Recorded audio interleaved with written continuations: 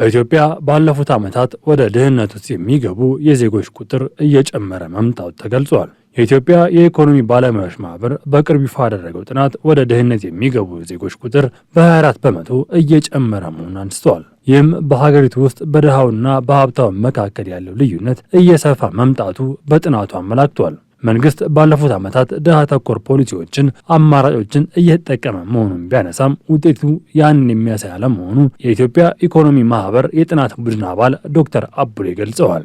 ሲሪየስ የሆነ ኢኒኳሊቲ አለ። ያው እንደምታውቁት ፉድ ኢንሴኪዩሪቲ፣ መልቲ ዳይሜንሽናል ፖቨርቲ በዶክመንቱ እንደተመለከተው እያደገ ያለበት ሁኔታ ነው ያለው ሀገሪቱ ላይ። በዛ በተጨማሪ የፖቨርቲ መልቲ ዳይሜንሽናል ፖቨርቲ ያው የኦክስፎርድ ያወጣው ሪፖርት ሪፈር ማድረግ ይቻላል። በሀገራችን ውስጥ ከፍተኛ ደረጃ ያለ ነው።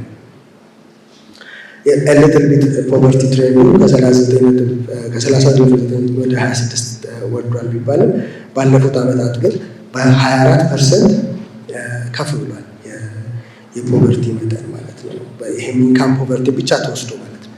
ኢንካም ፖቨርቲ ብቻ አይደለም። ያው ኢንካም ፖቨርቲን አሁንም የምናሰላው በጣም ባረጀ የኢንካም መለኪያ ነው፣ የፖቨርቲ ላይን ማለት ነው።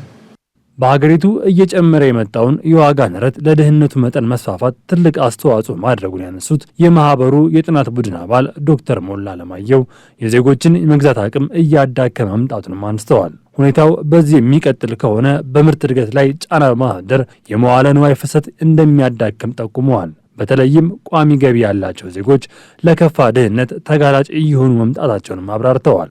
አንዱ ግሽበት እንትኑ ነው። ዋጋ ንረቱ ትንሽ እንትን ብሏል። ያ ደግሞ በተለይ ያው ያልተቀረፈ ነገር ነው። እስካሁን ድረስ ከእንትኑ ጋር እየጨመረ ነው። ከዛ ጋር ተያይዞ እንትን አለው። ሌላው ደግሞ ያው ከዚህ ከግሽበት ጋር ተያይዞ ህዝቡ የመግዛት አቅሙ በጣም የተዳከመ ወደ መዳከም የሄደበት ነው። እሱ ደግሞ ያው አጠቃላይ ፍላጎትን እየቀነሰ ሄደ። በተለይ ከ2019 ጀምሮ ይሄ ሪል አግሪጌት ዲማንድ የምንለው ቀንሷል። ያ ከቀነሰ ደግሞ ምርት የለም እንጂ ምርት እንኳን ቢኖር ተርፍ ቢኖር ገዢ የለም ማለት ነው።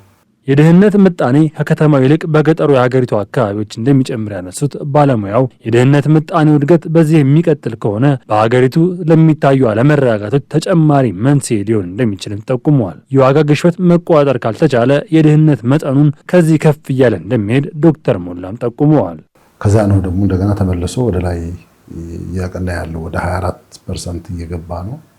ምናልባት አሁን ሪሰንት ፊገሮችም ቢታዩ ከዚያም በላይ ሊሆን የሚችልበት እድል አለው። ምክንያቱም አሁን በሚታየው ሁኔታ ላይ ያው ግሽበትም አንዱ ችግር ነው።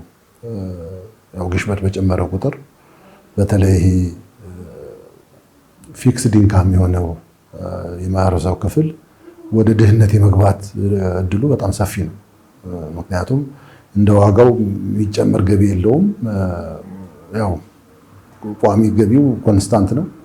በዛ ምክንያት አብዛኛው እንደዚህ አይነት እንትኖችና በተለይ ከዚህ በፊት ግሽበቱ ሳይጨምር ከነበረበት ማርጂናል የነበሩ ሰዎች በቀጥታ ወደ ድህነት መግባታቸው አይቀርም። ታችኛውን ማህበረሰብ ክፍል የሚጠቅም መንገድ መቀየስና ልዩነቱን ለማጥበብ ከፍተኛ ስራ እንደሚጠበቅም ባለሙያዎቹ ተናግረዋል።